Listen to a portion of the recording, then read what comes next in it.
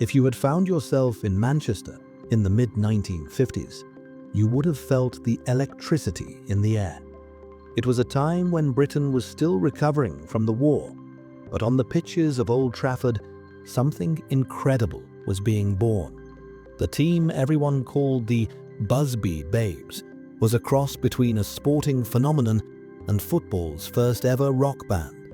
Sir Matt Busby, the legendary manager, sparked a revolution. Instead of buying expensive stars, he gambled on local boys.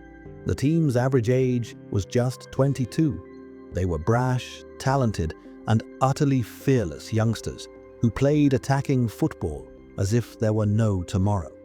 They had won the English League title twice in a row, and it seemed nothing was impossible for them.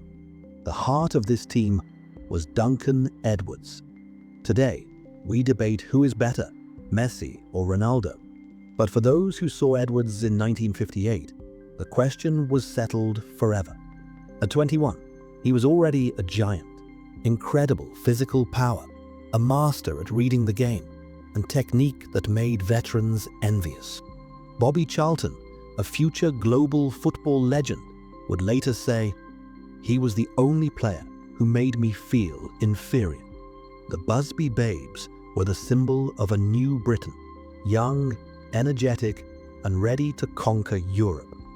In February 1958, they were returning from Belgrade after triumphantly reaching the semi-finals of the European Cup.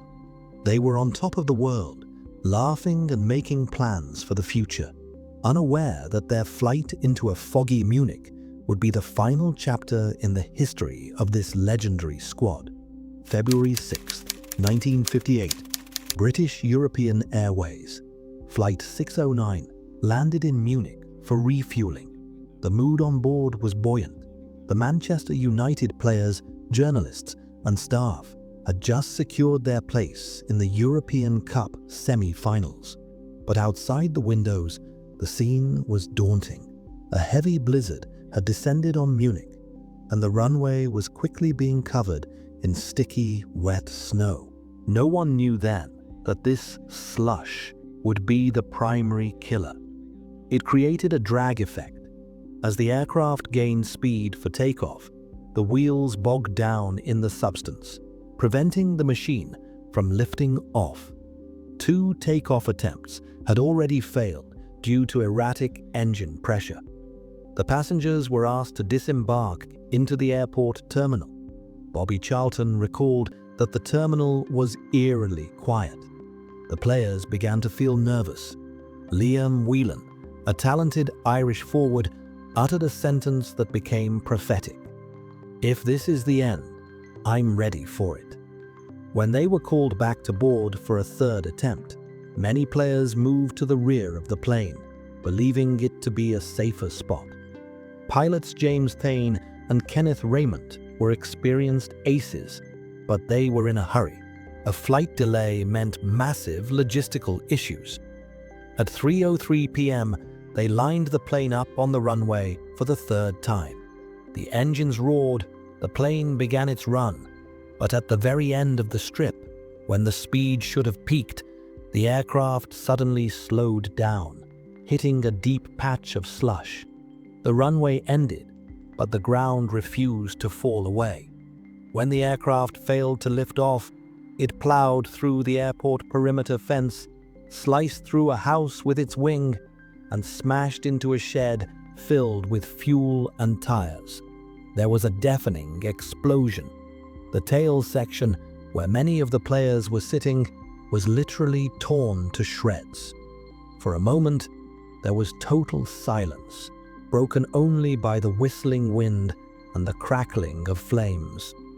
Amidst the wreckage, in the freezing blizzard, goalkeeper Harry Gregg regained consciousness. His face was covered in blood. He could smell jet fuel, and he knew the plane could blow up at any second. But instead of running, Gregg did something that would later be called the greatest act of heroism in sports history. He heard a child crying. Risking his life, he headed back into the burning fuselage. He pulled a baby from the wreckage, and then her pregnant mother, Vera Lukic. But he didn't stop there. He returned to that hell again and again, dragging out his teammates Bobby Charlton and Dennis Viollet, who lay unconscious in the snow. Meanwhile, Matt Busby, the man who had built this team, lay nearby, clutching his chest and whispering prayers. The field around the plane was strewn with debris, football boots, and scraps of newspapers. The Munich blizzard continued to cover those who would never stand up again with snow. Of the 44 people on board, 21 died instantly. It was the end of the Busby Babes, but thanks to the courage of one man, the death toll didn't climb even higher. News of the disaster reached Britain within hours. Evening newspapers carried black headlines, and people on the streets of Manchester stood in a daze, unable to believe that their golden boys were gone. But while the country mourned those lost in the crash, another battle was unfolding in the Rechts der Isar hospital in Germany. Matt Busby was in critical condition, receiving the last rites twice. However, all eyes were fixed on one hospital bed where Duncan Edwards was fighting for his life. With crushed legs, broken ribs, and total kidney failure, his athletic body simply refused to give up. Duncan fought for 15 days. At one point, he regained consciousness and asked his assistant manager, "What time is kickoff on Saturday? I mustn't miss it." That sentence became a legend, a symbol of the spirit of that team. Doctors said any other man would have died within the first hour, but Duncan was superhuman. However, there was no miracle. On February 21st, 1958, the heart of England's greatest talent stopped beating. He was only 21 years old. His death was the point of no return for Britain. On the day of his funeral, the streets were packed with thousands of people weeping openly. It wasn't just mourning for a footballer, it was the funeral of a nation's dream for a great future. England had lost its king before he even had a chance to wear the crown. Many believed that after Munich, Manchester United would cease to exist. The team had no players left, the manager was near death, and the stadium had fallen silent. But the spirit of the Busby Babes proved stronger than death.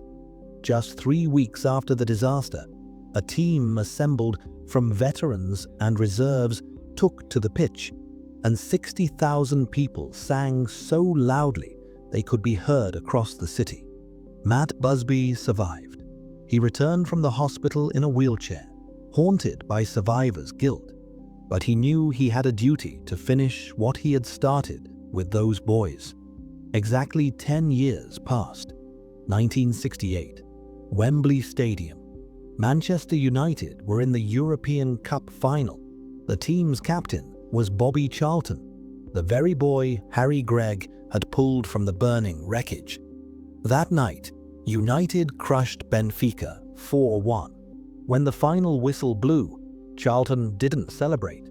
He fell to his knees and wept, remembering the friends who should have been there by his side. Matt Busby lifted the trophy to the heavens, and all of Britain knew. This victory wasn't for the living, but for those who remained in the Munich snow. The Munich disaster didn't kill the club. It turned it into an immortal symbol of resilience. Every February the 6th, the clock at Old Trafford stops at 15:04, reminding us that legends never die as long as we remember them.